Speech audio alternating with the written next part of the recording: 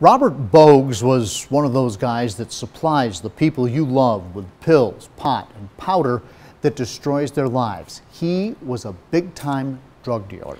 Tonight, Bogues is sharing his story in hopes of helping families steer clear of addictive drugs. And I've seen more kids die from this.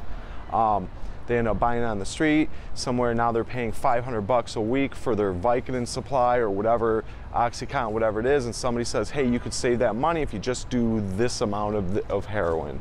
And then lo and behold, they get a hold of some carfentanil, dead. Robert Bogues obliterated much of his life and the lives of so many others with drugs. First by using them and then by selling them. Lesson number one. Pay attention to the early signs and put a stop to it. The kids are always going to start working with what's out of mom and dad's medicine chest or what they can get online. Sober now 5 years, he's sharing his story in hopes of making up for his past mistakes by trying to help save lives.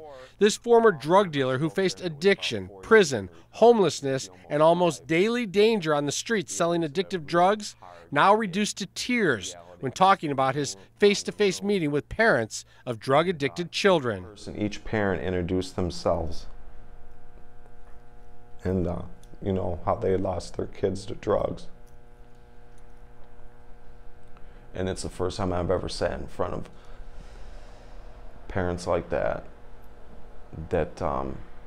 just didn't know what to do. What he did was tell them the truth. Do they want to hear that I'm sorry because I represent the drug dealer that sold them the drugs at that point?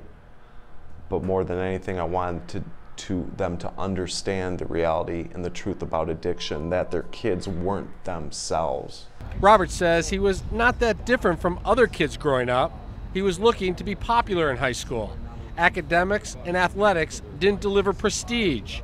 Selling pot did. It was the power. The popularity? Yeah, it was the popularity. I was the guy. I had the joints out in the parking lot. And that was probably coincides with the actual paying for my own pot. I think it was more the power. He was using drugs to pay for his own.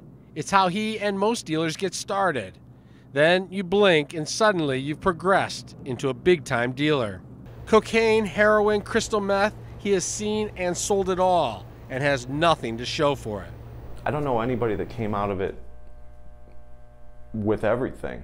I don't know anybody either. You're gonna, jails, institutions, and death is what we say, but I don't know any drug dealer that didn't end up doing time, that had his money packed away. Sooner or later, the law catches up with everybody. Telling me he has never seen anything quite like the grip prescription pills has on our communities. I don't know how many people I know that are hooked on Adderall, but they believe because it's prescribed that it's okay. Insisting big-time dealers and drug gangs don't have to bother selling pills. The pharmaceutical companies have flooded America with enough pills to create an unlimited supply of addicts. Those pharmaceutical companies can buy out our own government and allow them to knowingly produce narcotics that they know are going to get the people hooked. Once hooked on painkillers, Robert says it's easy to convince someone heroin is cheaper and stronger, saying parents need to pay attention, primarily to your kids' smartphones. Kids can and do buy drugs right from the cell phone. You're the kid, I'm the parent, you're not going to have a phone, you're not going to be on the internet, you're not going to access to all this.